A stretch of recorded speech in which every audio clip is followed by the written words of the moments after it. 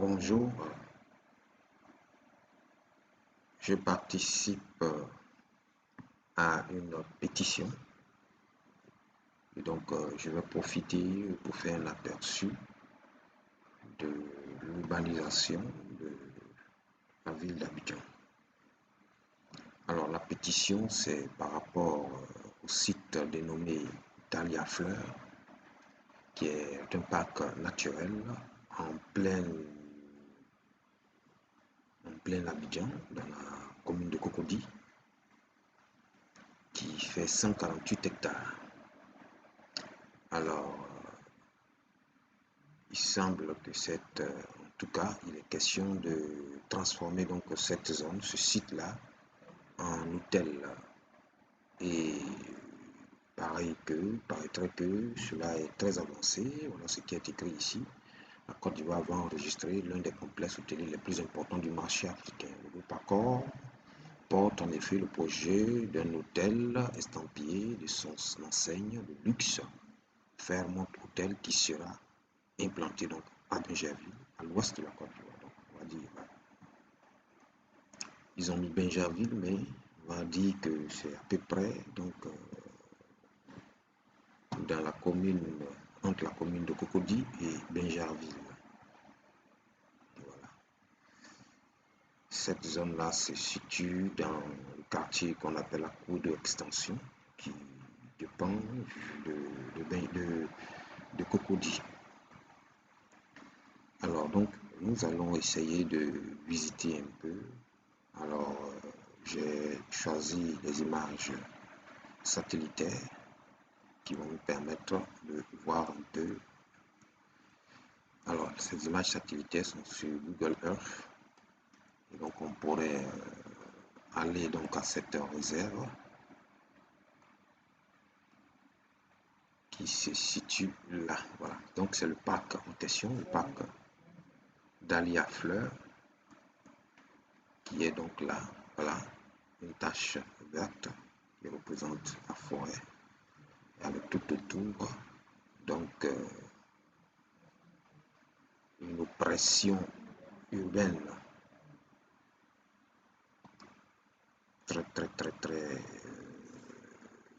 très dense autour de ce parc là. Donc voilà le parc en question qui doit être donc détruit et pour être transformé en un hôtel. Les images que nous pouvons voir de ce parc, le voici. Voilà, nous avons donc une forêt de bambou. Nous pouvons voir ici, voilà, en gros ce parc. C'est une réserve donc que nous pouvons visiter.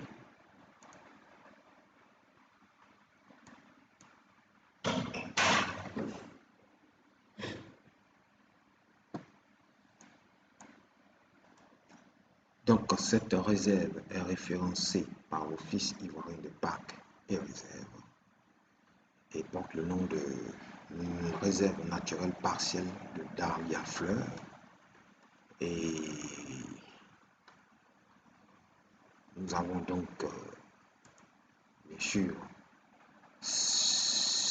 on voit bien que sur cette réserve, donc elle est protégée donc, par l'OIPR, l'Office national des parcs et réserves, l'Office national des parcs et réserves.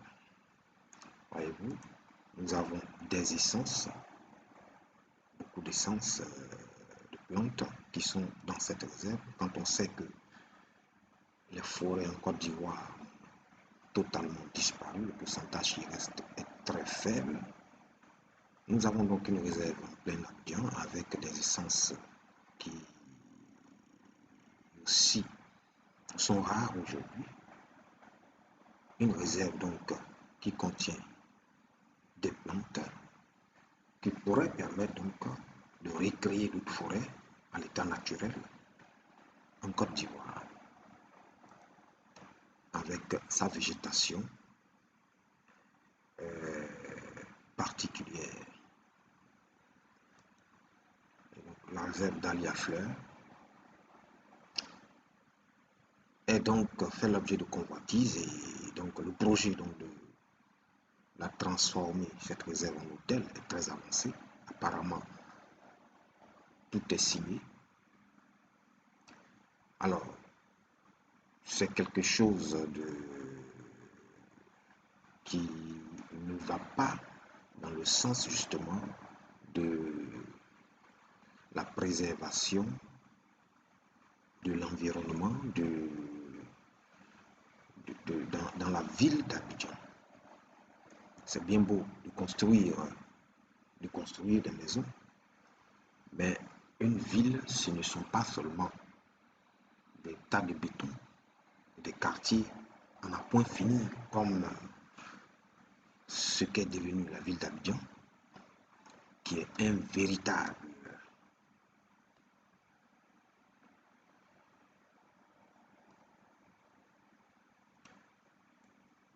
une véritable zone de construction.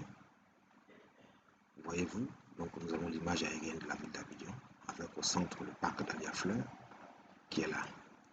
Nous voyons bien donc toutes ces promotions immobilières qui se construisent, on va dire de manière, même si c'est officiel, mais de manière désordonnée, sans structuration, parce que une ville obéit justement à des normes d'urbanisme, et ces normes d'urbanisme-là donc contiennent plusieurs facteurs. C'est vrai qu'on a le bâtiment, mais aussi nous avons ce qu'on appelle les espaces verts, nous avons les réseaux de drainage, nous avons les variés réseaux divers, on va dire. Nous avons dans ces réserves-là, plutôt dans ces zones, ces villes, ces quartiers, normalement ce qui doit être fait. Donc, les réseaux d'évacuation des eaux pluviales, et puis un système qui va permettre aussi à l'eau de s'infiltrer. Parce que c'est vrai qu'on crée des canaux, des caniveaux et des canaux pour faire évacuer l'eau. Mais ce n'est pas seulement le ruissellement de l'eau dans les caniveaux qui est dans les canaux qui permet de faire évacuer l'eau pendant donc un événement pluvieux. Il y a aussi donc l'espace vert qui permet donc d'infiltrer cette eau-là dans le sol. Et dans ce sens, les forêts, les espaces verts participent de beaucoup dans cette gestion des eaux de pluie. Donc, dans un quartier où les forêts sont rasées, comme celui-ci par exemple, les espaces verts sont rasés, vous allez voir que même s'il y a des canaux, ce qui encore n'est même pas évident parce que la majorité des quartiers que nous avons à Abidjan, donc des promotions immobilières qui sont faites, ne disposent pas d'un système de réseau d'évacuation d'eau en tant que tel. Donc, même s'il y a des canaux, il faille qu'il y ait aussi un espace vert pour faire infiltrer une partie de la pluie. C'est pourquoi, dans les normes d'urbanisme, on demande donc, dans l'occupation du terrain qu'on a, le terrain, lorsque vous avez un terrain par exemple de 600 mètres carrés, on dit, en fonction des normes et des zones, vous devez occuper 60%, vous devez construire effectivement 60% de ce terrain. Et l'autre terrain doit être resté, par exemple, pour le jardin. Cela obéit donc de cette logique. Mais nous savons que, vous voyez par exemple ces maisons-là, la construction en Abidjan n'obéit pas à cette norme. Et les gens, lorsqu'ils ont un terrain, ils construisent sur toute la superficie du terrain. Et la partie du terrain qui reste donc est pavée, est recouverte. En d'autres termes, l'eau donc ne s'infiltre pas. C'est normal. Donc, ça augmente l'eau de ruissellement qui donc crée des inondations en saison pluvieuse. C'est parce qu'il n'y a pas d'infiltration. Et les canaux qui existent, qui peuvent exister dans ces zones-là, ces canaux sont débordés parce que justement, généralement, souvent, dans des zones bâties de cette manière-là, il est même inutile de dimensionner un canal pour évacuer l'eau parce que ça sera, les dimensions seront énormes.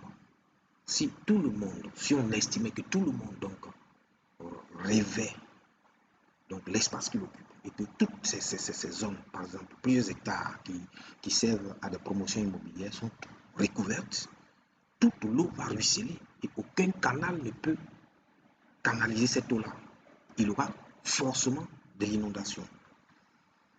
Voilà pourquoi dans les normes d'urbanisme et de construction d'une ville déjà, il y a plusieurs domaines, plusieurs disciplines qui interviennent. N'est-ce pas? C'est vrai qu'il y a les urbanistes qui interviennent, il y a les hydrauliciens qui interviennent, il y a les environnementalistes qui interviennent. Et ce sont les études de ces différentes disciplines-là donc qui vont permettre de créer une zone d'habitation, un quartier. Et donc, voilà ce qui doit être fait. Nous constatons malheureusement que dans la ville d'Abidjan, comme nous le voyons ici, c'est la construction tout azimut. On ne tient pas compte des canaux d'évacuation. On ne tient pas compte de beaucoup de facteurs. Nous constatons que lorsque les gens veulent construire, d'abord, ils commencent par décaper totalement. On voit ici, par exemple, tout est décapé. C'est-à-dire qu'on a enlevé les arbres qui existaient et on a raclé le sol. Mais, entre autres utilités de la forêt, il faut savoir que la forêt, donc les arbres, ce sont eux qui permettent de maintenir le sol en place avec leurs racines, donc qui permettent la stabilité d'un sol, qu'il soit en pente ou pas.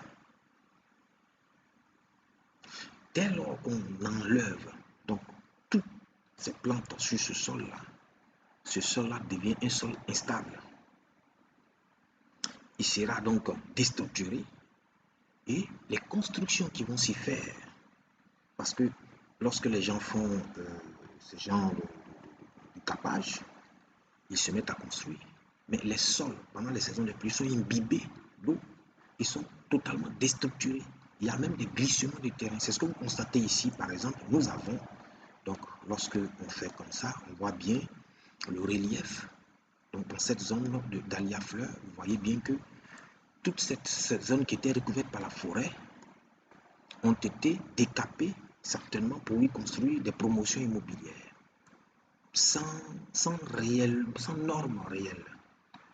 Regardez ici, nous avons déjà l'érosion hydrique qui se fait voir. Vous voyez bien ici qu'il y a une érosion hydrique. Tout ce que vous voyez en blanc ici, dans ce talvec-là, c'est le sable qui a été donc arraché un peu en amont dans ces promotions immobilières qui ont été construites. Vous voyez ici, il y a même des promotions qui sont construites jusque dans les ravins. Ici, on a donc qui descendent dans les ravins, dans les talvecs. Il y a une autre promotion immobilière que j'avais détectée ici dans cette zone-là. Alors je vais voir ça ici. Je fais que c'est, je crois, ici. Dans cette zone, nous avons une talvec ici qui est totalement occupée. Voilà, c'est là. Vous voyez ici, c'est une talvec qui est totalement occupée. Alors, normalement, même quand il y a des réseaux de drainage, ces réseaux de drainage-là sont orientés donc, de manière gravitaire vers les côtes les plus basses de la zone. Et c'est bien sûr, ce sont les talvecs, les zones de talvec, qui doivent être donc les réseaux naturels d'évacuation des eaux. Mais ce qu'on constate, c'est que ces zones même sont occupées, construites par par des promotions immobilières. Donc, c'est-à-dire que des personnes qui ont eu des autorisations. Alors, donc, je disais que, vous voyez ici,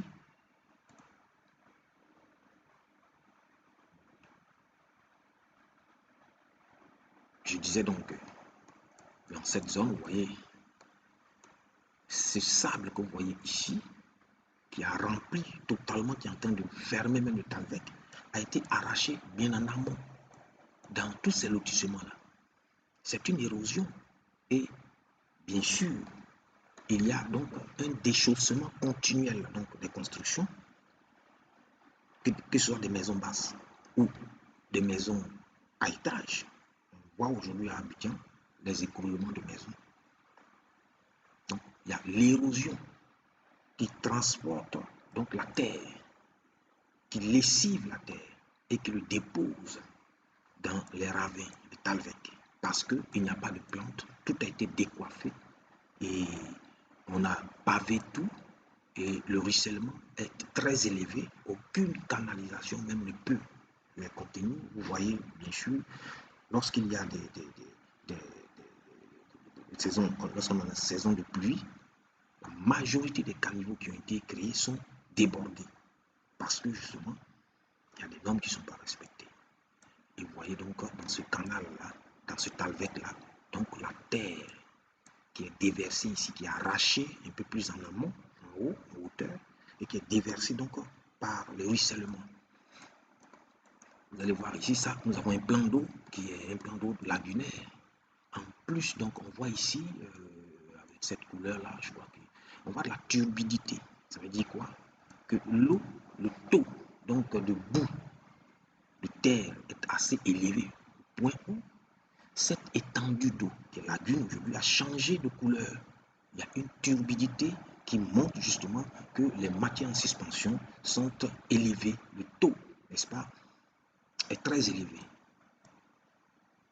Et c'est ça donc le problème de l'urbanisation, je vais dire sans contrôle. Et c'est un danger. Et donc, la forêt,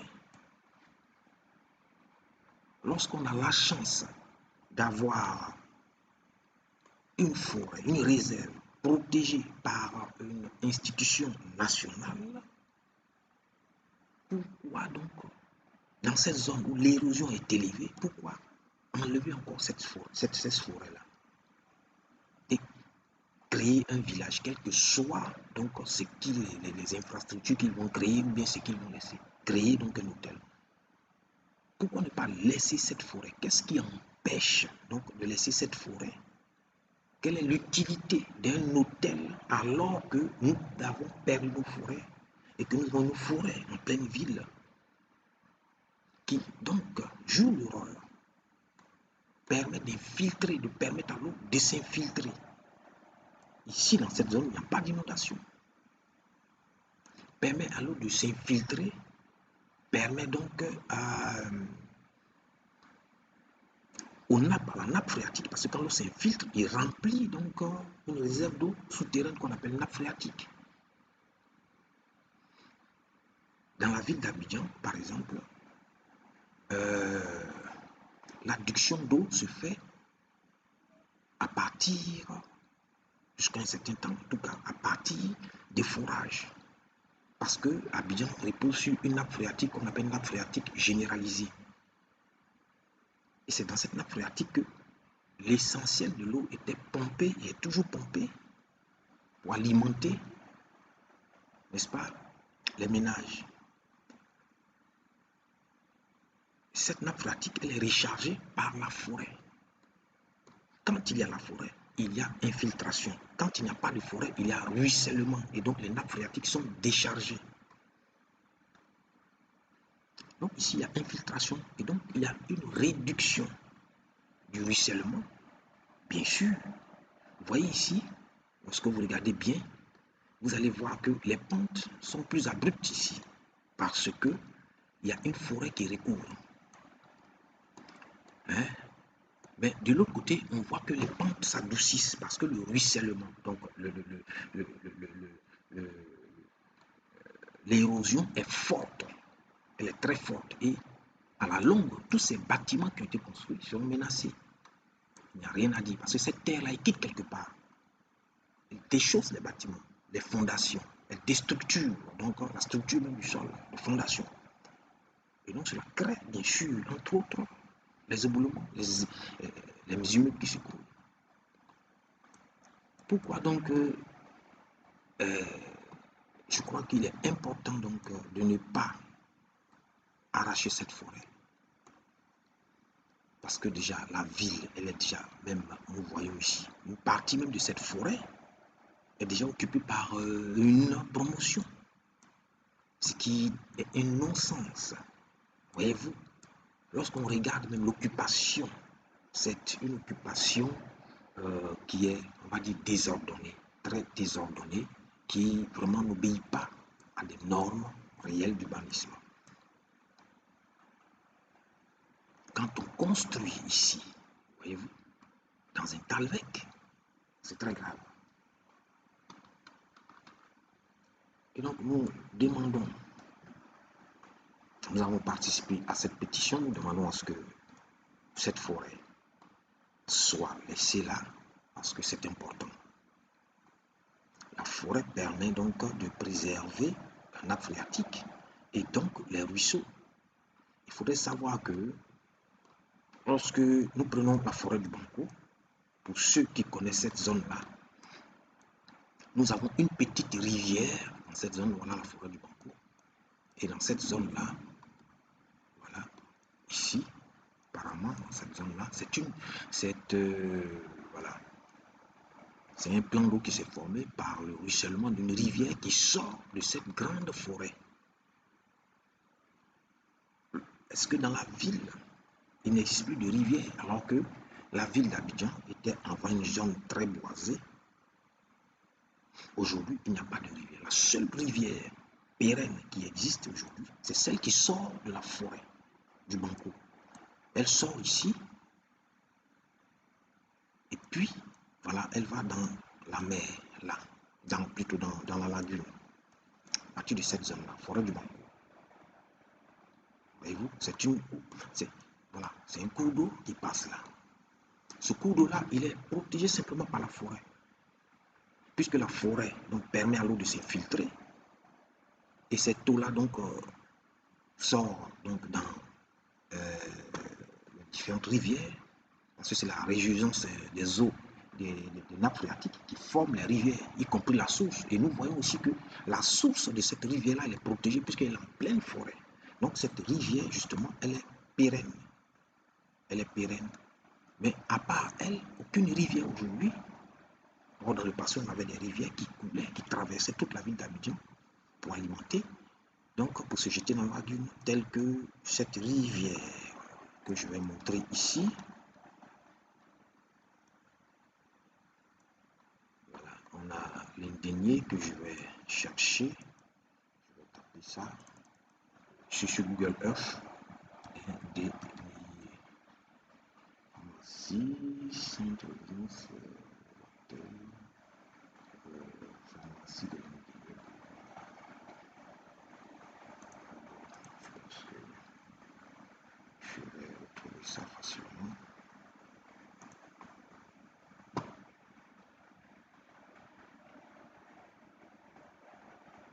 Ok, voilà. Nous avons ici l'Indénié. Aujourd'hui, il y a donc des aménagements qui sont en train d'être faits là. Voyez-vous. Ici, nous avons un caniveau qui est là, qu'on appelle la C2 ou C1. Alors, ce caniveau-là longe cette voie-là. Voilà ici. C'est un caniveau qui est à tout moment ensablé à cause de l'érosion. Parce qu'il n'y a pas de forêt, donc le ruissellement, l'érosion, il est à tout moment ensablé. Et il faut donc constamment enlever le sable à terre. Mais le voici ici, ce canal-là, qui passe là, qui va donc vers, qui passe donc du côté de Fraternité Matin, il se divise, passe du côté de Fraternité Matin, et une autre partie longe donc cette autoroute-là, je crois bien, voilà, c'est cette partie-là, hein, voilà, qui sort là. Ben, dans les années 70, c'était une rivière pérenne. Aujourd'hui, il y a ruissellement seulement en saison de pluie. Et ce ruissellement, il ne peut pas être contenu par ce canal parce que ce canal est dépassé. Les dimensions ont été, il a été dimensionné en tenant compte d'une certaine occupation du sol qui datait d'il y a longtemps, mais aujourd'hui il est dépassé. Et donc il est toujours ensablé. Et lorsqu'il y a un événement de pluvieux très élevé, il déborde toujours, voyez-vous. Donc voilà, voilà l'effet donc du manque de forêt. Et donc les inconvénients donc de cette situation. Il faut donc préserver les forêts, les espaces verts dans les quartiers. Il faut les préserver. Il faut revenir sur les normes de construction qui demandent à ce que, par exemple, certains bâtiments, les terrains soient occupés en fonction des normes à 60% ou 40% et que l'autre partie soit donc des jardins. Il faudrait donc respecter les espaces verts dans les quartiers qui vont réellement impacter les ruissellements. Et il faut construire donc un réseau d'assainissement dans les quartiers qui poussent comme des champignons.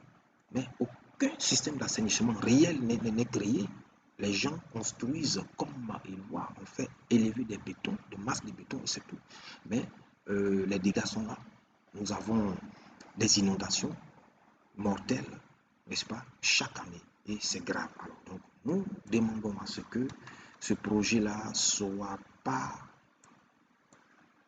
ce projet donc concernant Dahlia Fleur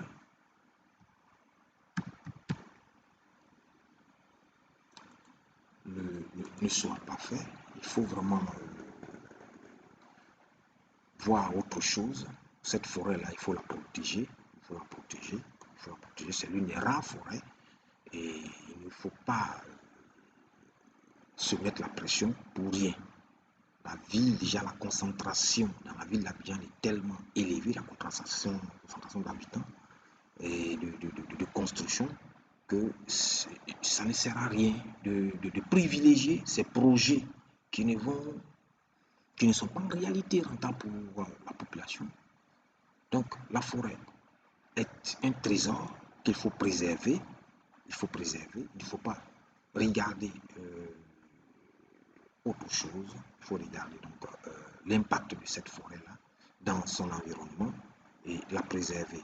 Même la forêt du Banco, cette forêt que nous voyons ici, est soumise, cette forêt, la forêt du Banco, est soumise aussi à des agressions. Toutes ces zones-là c'était la forêt du Banco. Bien, au fur et à mesure, j'ai été. Alors voilà, ici, par exemple, nous avons cette partie-là construite qui divise, qui passe totalement dans la forêt du Banco. Et c'est totalement inimaginable. Cette envie donc de construire,